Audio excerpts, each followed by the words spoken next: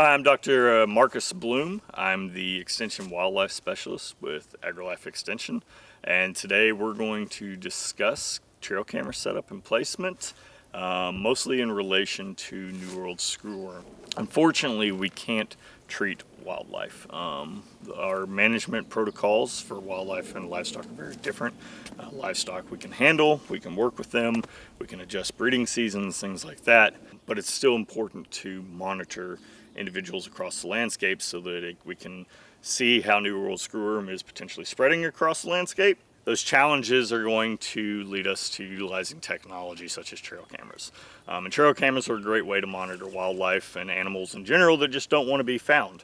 And then if we find something or we find an image of an animal that may be injured or looks like it could be infested, we can report that to Texas Parks and Wildlife Biologist, your local Texas Parks and Wildlife biologist. Yes, sir, we can. There are some sites that are just obvious. If you have deer feeders up, whether it's corn or protein, those feeder sites are going to be great for cameras. Deer are going to move across the landscape in very different ways at different ports of the year, and so you need to adjust your cameras to ensure that you're maximizing the opportunity to actually visualize wildlife on them. But so this is a nice little travel corridor that we've identified. Some people may instantly be like, okay, well, I've got this tree right here.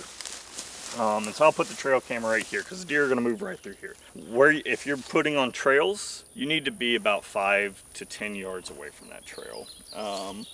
If you're too close to where the animals are moving through, you're just going to get their faces or portions of their body. We want to get the full body of an animal in the image. Maybe we focus on the tree right over here that's about 5 to 10 yards away and gets them a little bit more in the opening. One other thing to kind of keep in mind with this site that you're going to deal with in sites in general is there's a lot of overgrowth. So this taller vegetation is going to potentially trigger the camera more, especially on windy days, and you'll get a lot more false images. So we found a spot. We actually decided to put up a little T-post right here. This travel corridor I just mentioned. So what we'll do is, just to get the angles and everything right, we'll put up a T-post and we'll attach the camera to that. How we place that camera is going to be important as well. You want to be hip to knee height. Additionally, orientation is really, really important. You want to be facing north to south. Your camera needs to be facing north to south. If it's facing east or west, sunrise and sunset are going to be an issue, and then especially when deer walk in front of that, and if they're backlit by the sun, you're going to get poor quality photos. And if you're trying to look for screwworm, it's going to be a poor quality photo. You won't be able to tell anything about the animal. Some cameras have these like bevel adjustments to T-posts, or you can adjust how you put them on trees by putting sticks and stuff behind them. There's a lot of different options online that you can use, or you can just use the typical standard straps that most cameras are going to come with anyways for trees. You can also use wire and things like that to tie to T-posts. Keep in mind, if you have cattle or other livestock that love to rub on posts and are nosy and knock over the cameras, they can ruin surveys and mess up your whole setup. So if you have it, this is a cell camera, and I get updates on my phone with it. If you don't have a cell camera, it's probably good to check them every couple days.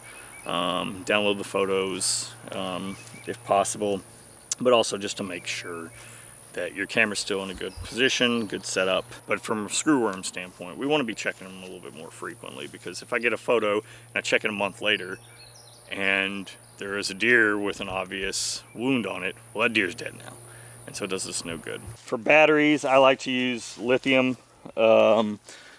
Alkaline are fine, but they don't do as well. They don't last as long. If you can get rechargeable, that's great. If you can have a solar panel set up, that's even better. SD cards, get as big as you can. That fits your budget. I have 128 gigs here. Make sure that it's not in a locked position. It's unlocked. Put it in. And one of the first things we're going to need to do, depending on the camera setup that you have, you want to format your SD cards for the specific camera. And when it formats, it's going to clear everything. So make sure you've already got all the stuff taken off that SD card. But we formatted the SD card, we're good to go. Now we can just go in and do all of our setups. I want to get as many pictures as possible when animals are coming through. For screwworm, video is a good option, but other than that, maybe 3 to 5 shot bursts Every 5 to 10 seconds is going to be something I would recommend. I tend to like videos in general, but they do drain your battery a little bit more. Once you've got, make sure your date, times, all that are set, then you just want to do your test run. Ultimately, you should check your camera though. After you've put it up, do a couple test walks in front of it. Make sure you like the distance, see where the deer are most likely traveling. Walk in front of the camera, check out the photo. If the photo's good, leave it as is. Otherwise, make some adjustments to how your camera's set up. I want to finish everything off with just what we need to be looking for with the cameras. We set them up, we found good locations to put our trail cameras, whether on feed sites or on trail networks and things like that. If we're monitoring for New World screwworm, you need to have an idea of where these injuries could be. Now, injuries can be everywhere because everything scratches and claws and bites. So there's lots of potential injury from thorns and whatnot, but just in general, certain times of the year animals are going to be more susceptible. I mentioned earlier that the breeding period, so when males are start fighting and establishing dominance, regardless of the species, that those fights can lead to injuries. And for male white-tailed deer, we're going to see more injuries on the face area, neck, and potentially into the shoulders as well. Feral hogs also, that's a big thing here in Texas. If you got them on your trail camera, you should be monitoring them. They're absolutely going to be a reservoir for New World screwworm. Head, shoulder, neck, those areas. So if you see cuts and a potential sign, and if you might not see maggots necessarily in any of these wounds, but severe cuts, if they look infected or if they're growing really red and open, that could be a sign of New World screwworm. If you see maggots, obviously that's a sign. If you do have any suspected cases, get a hold of your local county biologist or wildlife biologist with Texas Parks and Wildlife. You can just go onto Google and type in Texas Parks and Wildlife, find a biologist, and it'll take you to a page where you can look up for your county and all the biologists associated with it. It is really, really important that we report all cases of New World screwworm. If you don't report, you're shooting yourself in the foot. Without reporting, you're not getting sterile flies into the area. If you're not getting sterile flies, then the problem is going to persist. The way to beat this is through sterile fly. Sterile flies dominating the landscape and basically keeping those females from laying viable eggs. So again, report, encourage surrounding landowners to report as well. There's a lot of resources out there through Texas Parks and Wildlife, USDA, AgriLife. We all have a lot out there.